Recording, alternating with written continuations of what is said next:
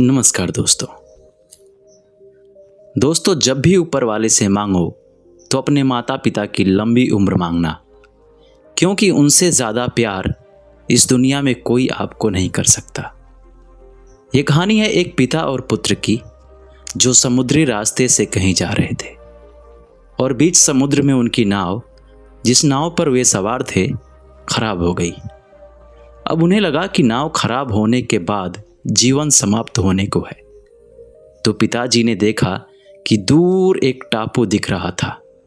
जैसे तैसे करके वो वहां तक पहुंचे तो वहां एक नहीं 2 टापू थे।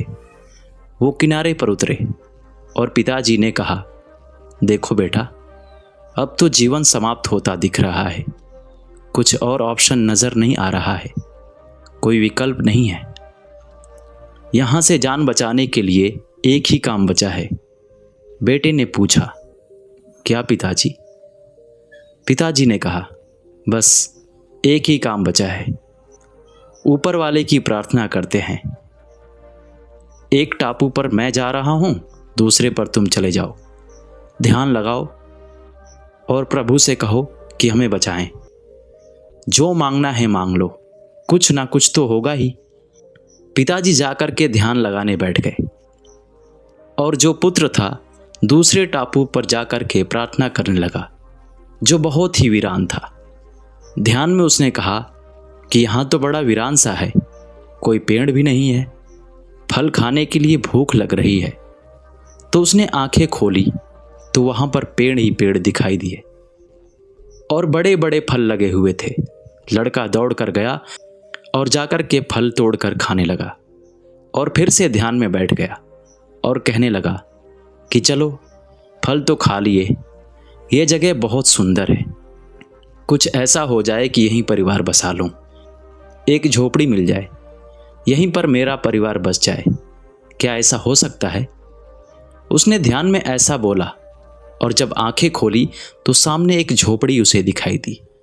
उसका घर बन चुका था और साथ में एक महिला खड़ी हुई थी। उसने कहा, क्या बात है, घर भी बन गया, महिला भी आ गई और शादी भी हो गई। तो फिर से उसने सोचा और कहा कि अब जब सब कुछ हो ही रहा है तो यहाँ से बचने का रास्ता निकालते हैं, क्योंकि जब सब कुछ मेरी सुनी जा रही है तो ये भी सुन ली जाएगी। तो उसने आंखें बंद की और ध्यान लगाया और कहा कि हे प्रभु, बस एक नाव का इंतज़ाम करवा दीजिए ताकि मैं अपने परिवार को लेकर यहाँ से निकल सकूं।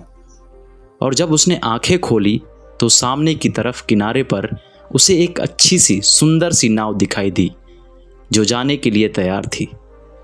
लड़का दौड़कर उस महिला को साथ में लेकर नाव में चढ़ गया कि बस निकलना है।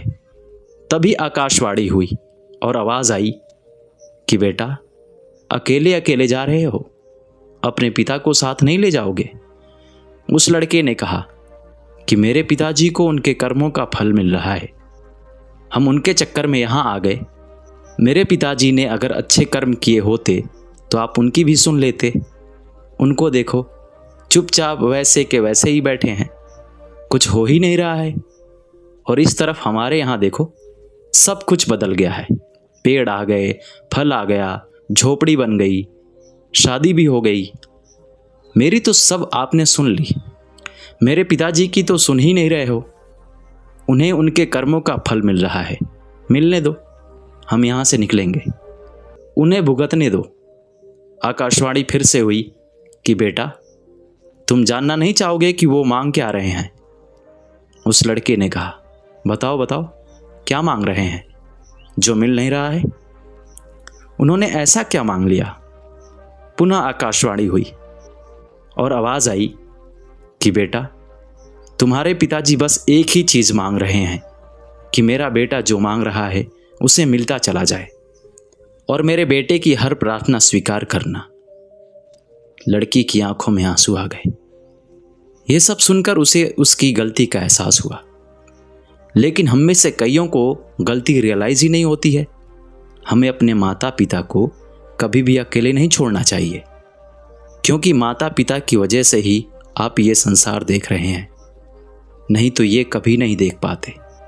अपने माता पिता और गुरुजनों का हमेशा सम्मान करना चाहिए। तो दोस्तों, आपको ये कहानी कैसी लगी हमें कमेंट करके ज़रूर बताएं। वीडियो को लाइक और अपनों के साथ शेयर करें, और चैनल अभी तक आपने सब्सक्राइब नहीं किया है तो ज़रूर से चैनल सब्सक्राइब करें। बहुत बहुत धन्यवाद।